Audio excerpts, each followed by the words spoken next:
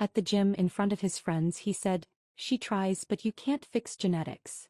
They laughed while I stood there holding his water bottle. That I said nothing. That I smiled and calmly waited. This morning my phone blew up with 13 missed calls. At the gym in front of his friends my husband said, "She tries but you cannot fix genetics." They laughed. I was standing right there holding his water bottle. It was one of those crowded Saturday mornings at Iron Forge Fitness in Tempe. The regulars were there. Marcus and Devin were spotting him at the bench press. A couple of girls from the spin class were stretching nearby. I had just finished wiping down the treadmill I used. He said it casually, like he was commenting on the weather. Marcus asked him how I liked the new training plan my husband had made for me. That was when he smirked and said it. "He tries but you cannot fix genetics." They all looked at me for a second. Not long enough to feel guilty. Just long enough to confirm I had heard it. I smiled. I handed him his bottle. I even said, "You forgot your towel." I did not argue. I did not cry. I did not leave. The worst part was that this was not new. Eric had always found ways to turn me into a project. When we first started dating 3 years ago, he said he admired that I was determined. After we got married, that turned into comments about how lucky I was that he understood fitness. He posted before and after pictures of his clients online. Sometimes he joked that I was his long-term experiment. At home he was worse. He monitored what I ate. He commented on how my sister looked in a dress compared to me. He once told me I should be grateful he married for personality. I used to think it was motivation. Then I realized it was control. The gym comment felt different though. It was public. It was meant to humiliate. On the drive home he acted like nothing happened. He talked about a new client he was onboarding and how Marcus was thinking of opening a second location. He even reached over and squeezed my knee at a red light. "You know I push you because I care, right?" I nodded. That night I stood in our bathroom looking at myself in the mirror. Not to criticize. Not to measure. Just to look. There was nothing wrong with me. I am not built like the women he follows on Instagram. I never will be. But I am healthy. I am strong. I run 3 miles without stopping. I work full-time as a financial analyst and still cook dinner most nights. I pay half the mortgage. Genetics. That word kept replaying in my head. Eric built his whole identity around physical perfection. His social media was full of filtered photos, protein powder sponsorships, and motivational captions about discipline. What people did not know was that he panicked if he missed one workout. He refused to attend events if he thought there would be unplanned food. He spent more time editing photos than actually training. That night while he slept I opened his laptop. I was not snooping for the first time. But this time I was not looking for messages or proof of cheating. I logged into the shared business folder for his coaching clients. I handle numbers for a living. I understand trends. Patterns. Within 10 minutes my stomach dropped. The client progress photos on his public page did not match the raw files stored in his system. The timestamps were different. The lighting was different. Some before photos were taken months apart but labeled as 6-week transformations. A few after shots were clearly edited. I zoomed in and saw warped backgrounds near waists and arms. I kept digging. Several clients were on extreme calorie deficits. One girl, Madison, was 19 and had emailed him about losing her period. His response was in the folder. "Totally normal during a cut. Stay disciplined." Another client mentioned dizziness during workouts. He told him to double the cardio. I sat back in the dark. It was not just ego. It was dangerous. Around 2 in the morning I created a folder on my own cloud drive and started copying everything. Screenshots. Email threads. Original image files with metadata. I did not know what I was going to do yet. But for the first time in a long time I felt calm. The next morning I woke up before him. I made coffee. I kissed his cheek before leaving for work. He said he had a big announcement coming soon. Something that would take his brand national. I smiled again. At lunch I made 3 phone calls. The first was to a former college friend who now works at the Arizona State Licensing Board for Health and Fitness Professionals. The second was to Madison. Her phone number was in the client sheet. The third was to a local journalist who had once interviewed Eric about his rapid transformation method.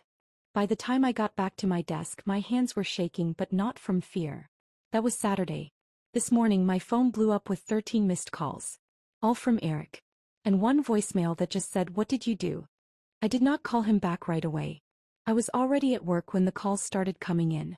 My phone was face down on my desk during a budget meeting. It kept vibrating across the wood like it was trying to escape. When I finally turned it over, I saw 13 missed calls.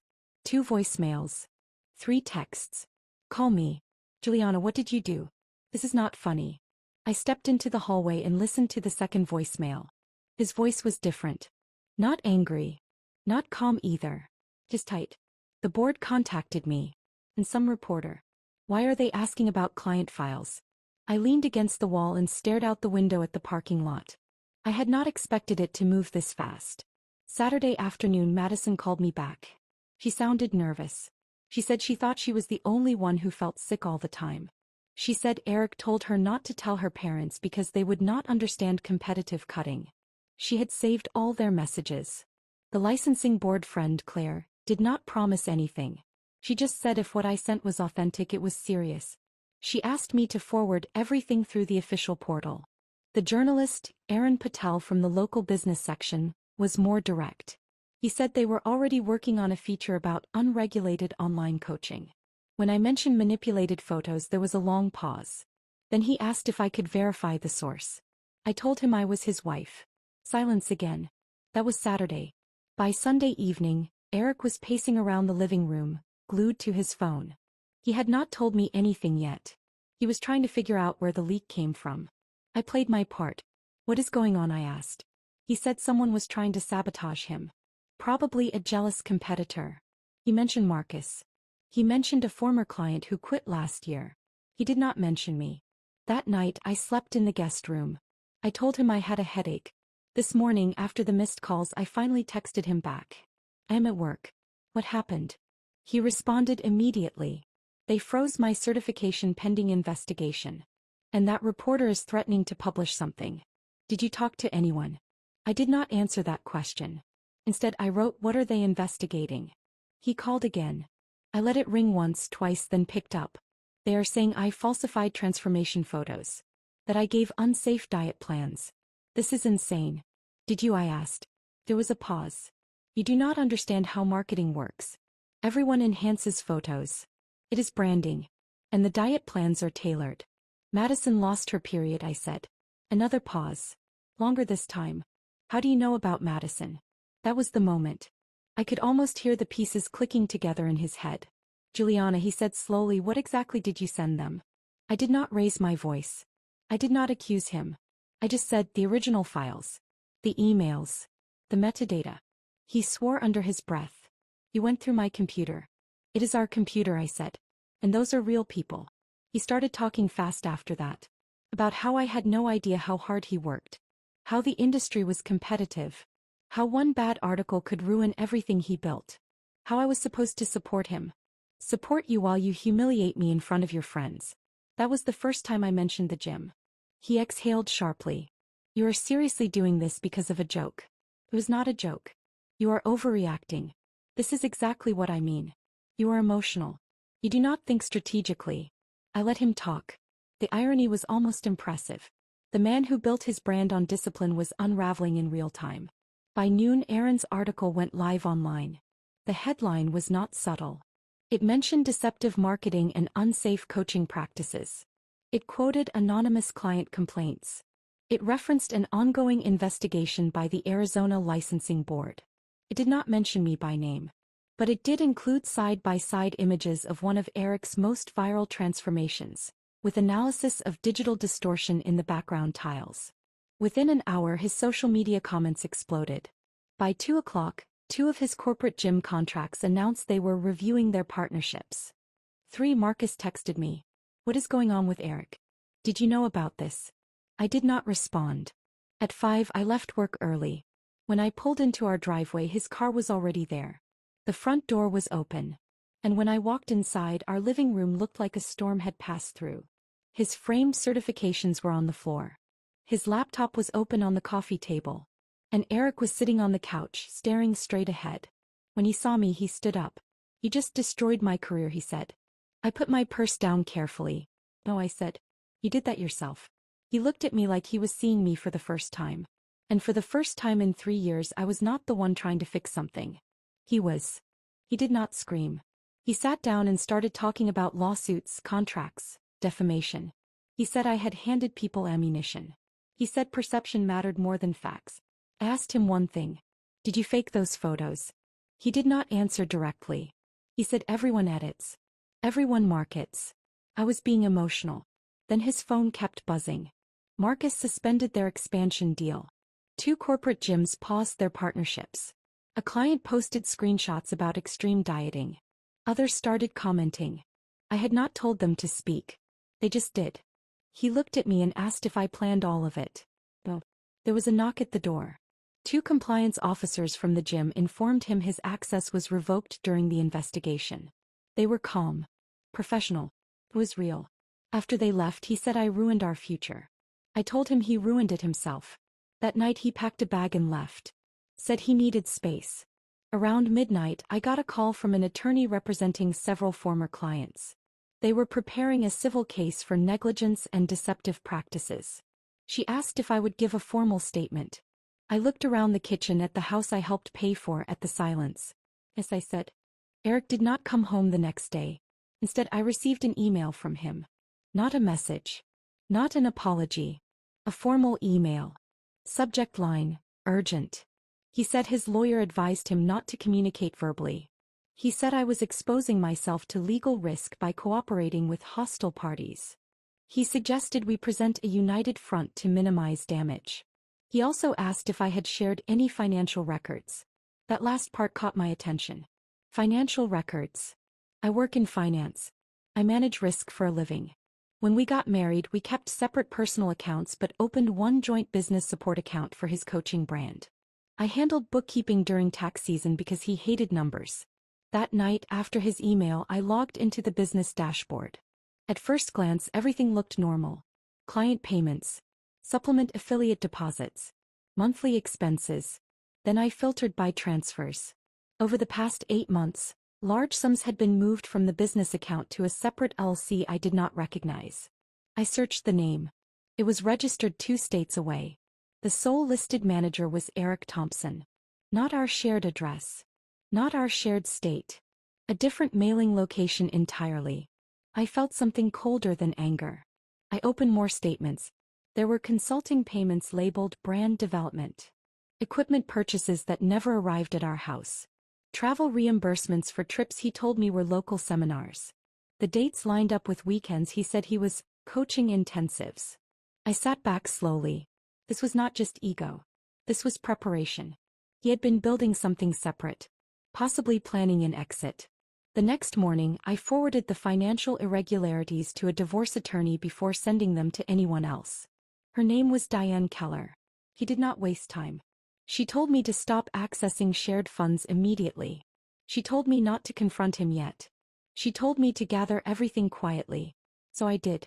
While Eric was publicly posting vague statements about false accusations and industry jealousy, I was downloading bank records.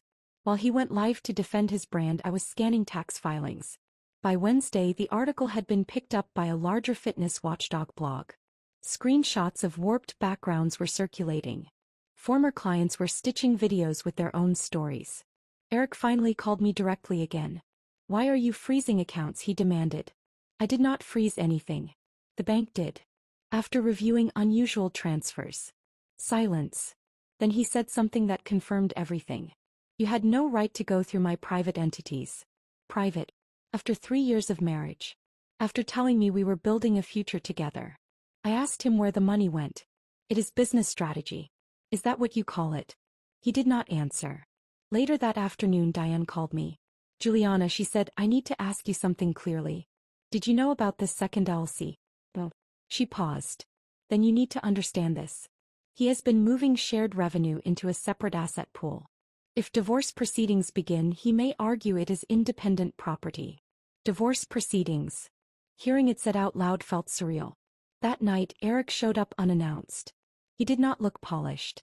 No gym bag. No fitted shirt. Just a plain hoodie and tired eyes. "We need to fix this," he said. "Fix what?" He stepped inside like he still owned the place. "You made your point. I get it. I should not have joked like that. I should not have pushed so hard. But we can recover. I can pivot the brand. Rebrand. Couples fitness. Transparency angle. Couples fitness. I almost admired how quickly he turned crisis into opportunity. You are not listening, I said. He stopped talking. This is not about a rebrand. This is about trust. He ran a hand through his hair. You are blowing this up because you cannot handle criticism. And there it was again. Same pattern. Different day. I walked to the hallway closet and took out a folder. Inside were printed bank transfers, LLC filings, timestamps. I handed it to him. His face changed as he flipped through the pages. Where did you get this? Public records are public, I said. For the first time since all of this started, he did not argue. He just stared at the paperwork. You were planning something, I said. Without me. He did not deny it. I was protecting myself, he replied. From what? From instability. That word stayed in the air between us. Instability. I realized then that in his mind I was the risk. Not his deception. Not his lies. Me. He put the papers down slowly. What do you want? It was the first honest question he had asked. I looked at him and felt something I had not expected. Not anger.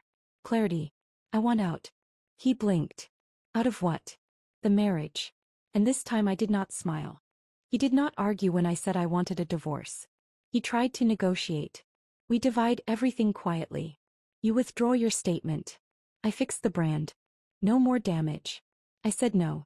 The suspension became official. Sponsors pulled back. More clients joined the civil case. His following started shrinking. Then something shifted. Madison texted me. She said she thought it was her fault until now. Another client emailed to say she finally told her family. This was bigger than us. A national wellness podcast reached out and asked if I would speak anonymously about toxic fitness culture from the inside. I thought about it all night. Eric left a voicemail. If you go public, you burn everything down. On Monday, I filed for divorce. On Tuesday, I recorded the episode. I stuck to facts. No insults. No exaggeration. 2 weeks later, it aired. My phone started ringing again. But this time, the calls were not from Eric. One number, though, stopped me cold. It was from someone I never thought I would hear from again. The number was his mother. She told me she listened to the podcast. Then she said something I did not expect. This was not the first time. Before our wedding, Eric had another coaching issue. Complaints. A quiet payout. His parents handled it. They thought marriage would steady him. That word again. Steady. Stable. Later that day, my lawyer called. Eric wanted to settle fast. He was offering a better financial split if I signed a confidentiality agreement and stopped doing media. I asked one thing. Does it stop me from cooperating in the civil case? No. I agreed with a condition. Full financial disclosure. Every account. Every LE. We met at my lawyer's office 2 days later. He looked exhausted. He signed first. When it was over, he said I could have just left without destroying everything. I told him I did leave. I just told the truth first. 3 months later, his certification was revoked. The case settled quietly. His brand disappeared. I moved into a smaller place across town. New gym. No shared history. I do not smile politely anymore when someone tries to shrink me. Genetics were never the issue. It was character.